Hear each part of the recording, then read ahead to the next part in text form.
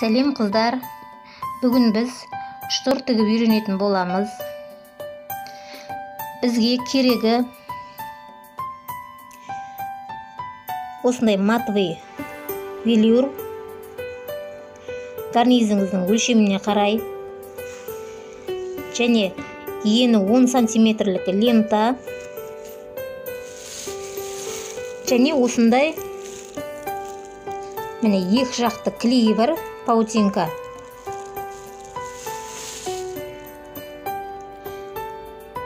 Біздің карнизіміздің өлшемі 4 метр ұзындығы,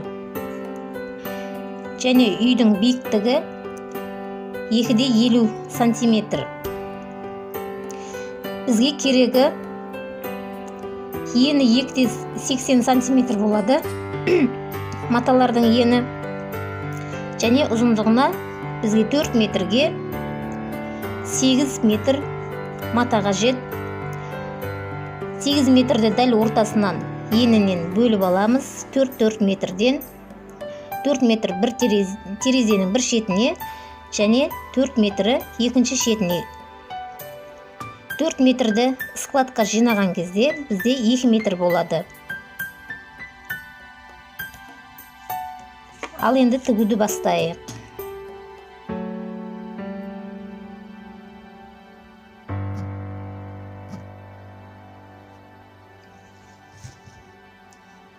Матамыздың ең бірінші екі шетін тігіп аламыз. Матаның енін ұзындыққа кетіреміз. Матаның енінде кромкасы болады. Соны қырқып алып тастаймыз. Ені бізде созылмайды, ал ұзындығы созылады. Осы енін терезенің ұзындығына кетіреміз. Екі шетін бірінші тігіп аламыз. 4 сантиметр алып,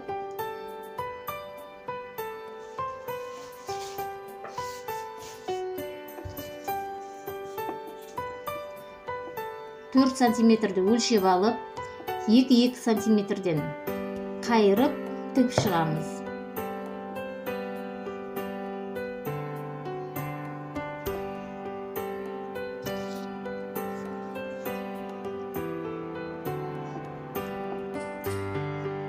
Осылай әр тіккен сайын 2 сантиметріңізді өлшеп отырып тігіңіздер.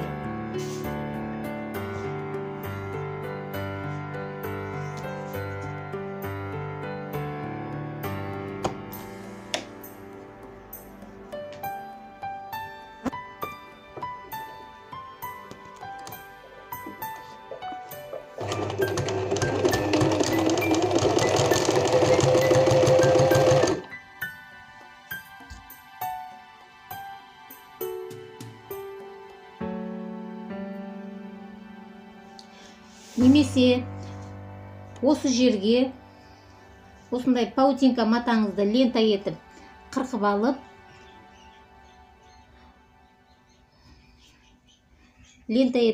алып, осы жерге қойып, қайырып үтіктесеңіздер жабысып қалады. Сонда тіккендеріңізде оңай болады. Ол кезде екі қайырмайсыздар, осылай бір қайырасыздар да үтіктейсіздер. Сосын аберлок немесе осындай зигзагпен тігіп шықсаңыздар болады.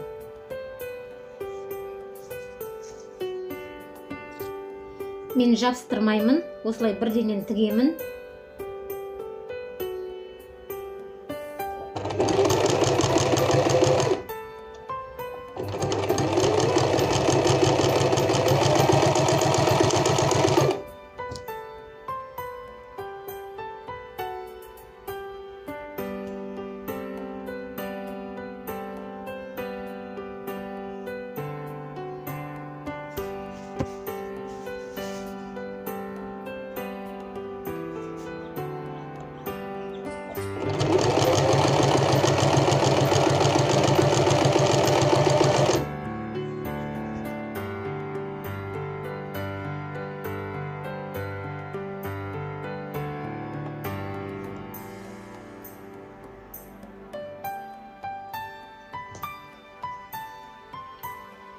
тіккен кезде сантиметрмен өлшеп отырып тігіңіздер.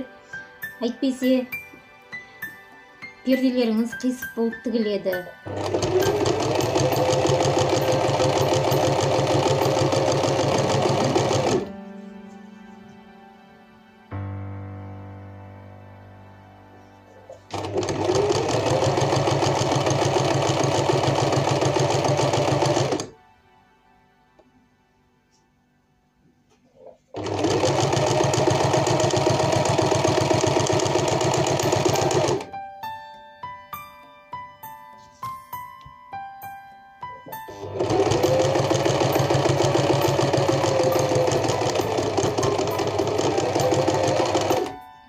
Шетін осылай қайтарып жүргізіп аламыз 2 мәрте.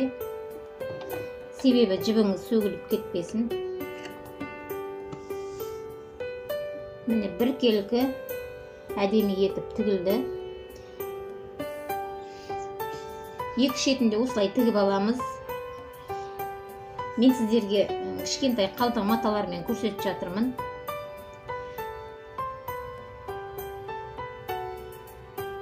Енді матаңыздың осылай түктерін көресіздер. Матаңыздың түгі жерге қарап тұру керек. Міне менде жерге қарап тұр. Осы жағын етегім етемін. Етегімі қайырамын 5 сантиметрге.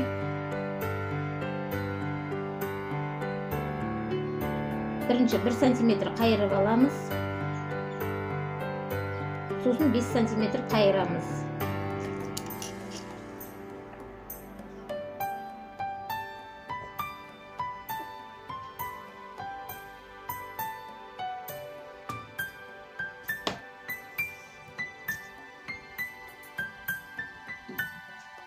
Сіздерге қиын болса, паутинка арасына жабыстырып тіксеңіздер де болады. Немесе түйреуіштермен қыстырып алыңыздар. Қолдары үйренбеген адамдарға қиын болады. Матаңыз қисайып кетеді.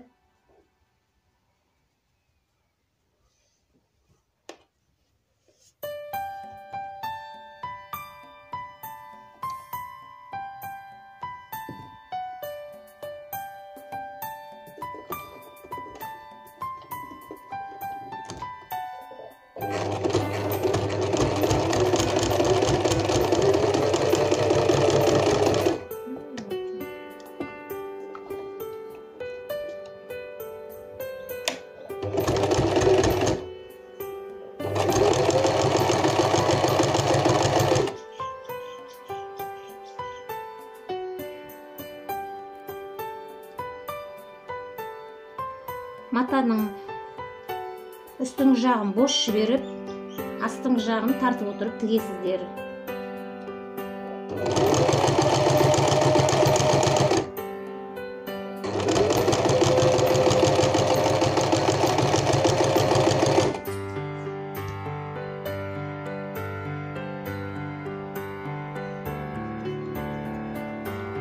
Міне осылай етегін тігіп шығасыздар.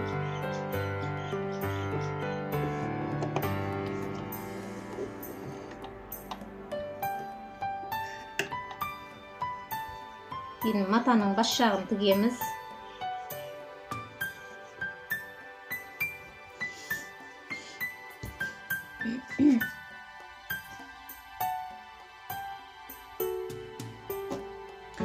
Матаның бас жағын тігу үшін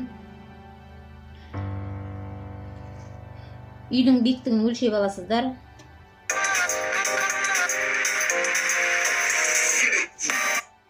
Бағана менде 2-де 50, үйдің биіктігі 2-де 50-ге 10 сантиметр қосып аласыздар. Сонда 2-де 60. Себебі бас жағын осылай қайырасыздар да лентаңызды қоясыз 10 сантиметрлік. Немесе 15 сантиметр қоссаңыздар да болады. Себебі лентаңыз қойған кезде 2 сантиметрдей төбе жағынан қалдырасыздар. Карнизіңізді жауып тұру үшін.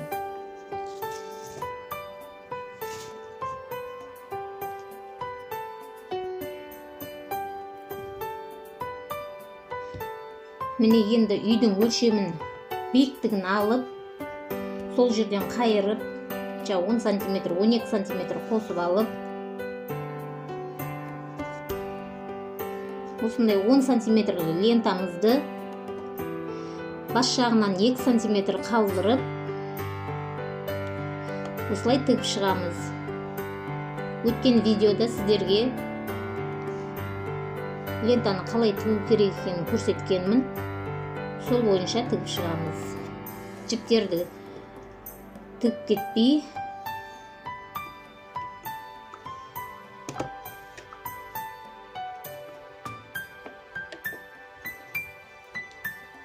бірінші бас жағына закрепка беріп аламыз, екі қайтара тігіп.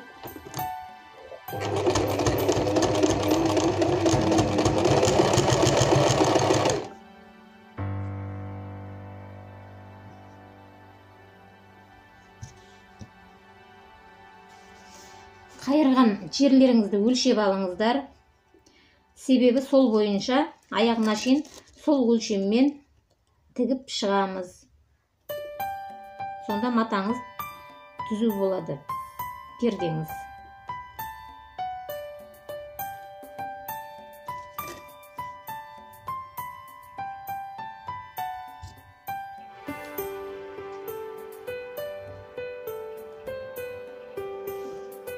Немесе түйреуіштермен қыстырып алыңыздар. Осылай астыңғы жағынан ұстап отырып тартып тігеміз.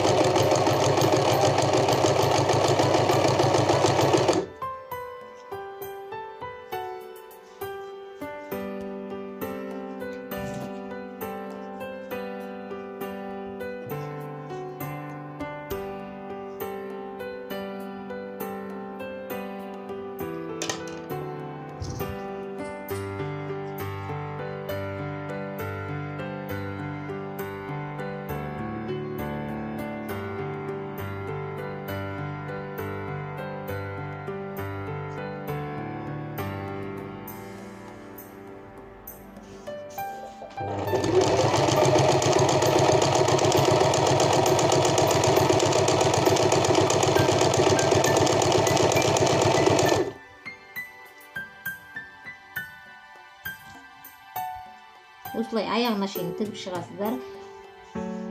Мына жерден дәл ортасынан екінші тігісті тігесіздер. Астыңғы жағынан үшінші тігісті тігеміз.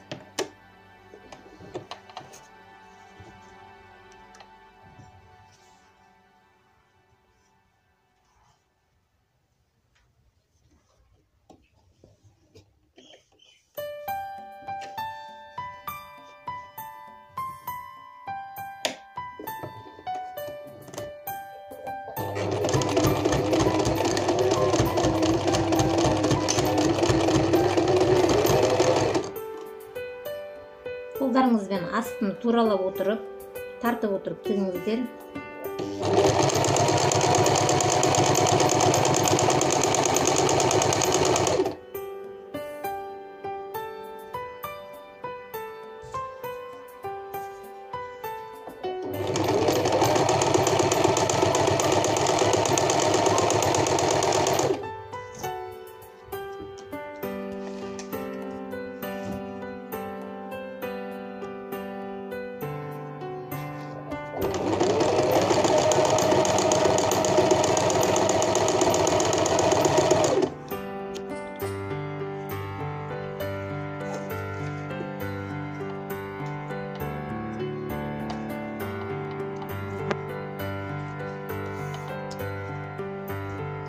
Ортасынан үшінші тігісті тігеміз.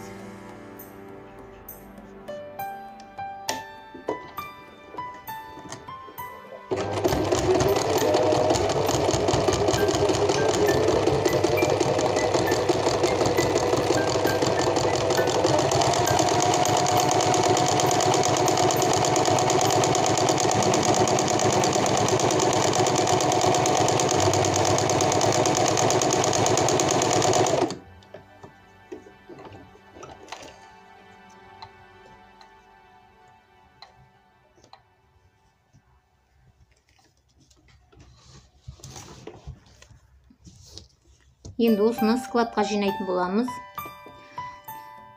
Бізде бұл лентамызда 4 жіп болады.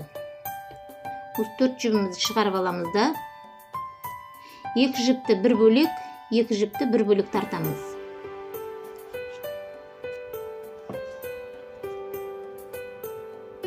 Осылай 4 метр матамызды 2 метрге складқа жинаймыз.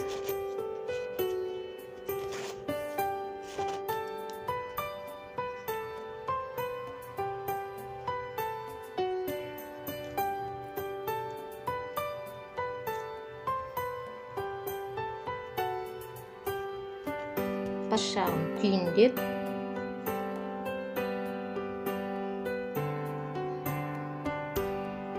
артығын қырықтай осы жерге салып қойыңыздар.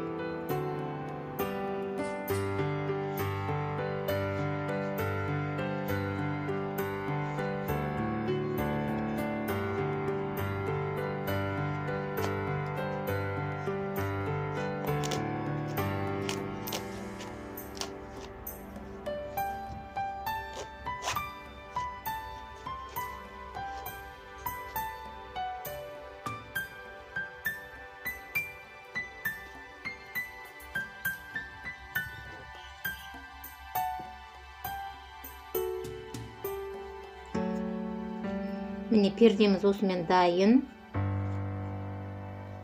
Оп-оңай. Менің каналыма жазылып қойыңыздар. Ұнаса лайк басыңыздар, комментарий жазыңыздар.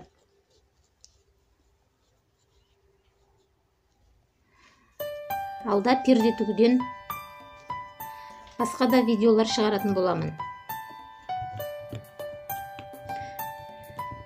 Міне біздің жинаған складкамыз осындай болды. Мына бас жағы ішіне қарап осылай өзі қайырылып кетеді.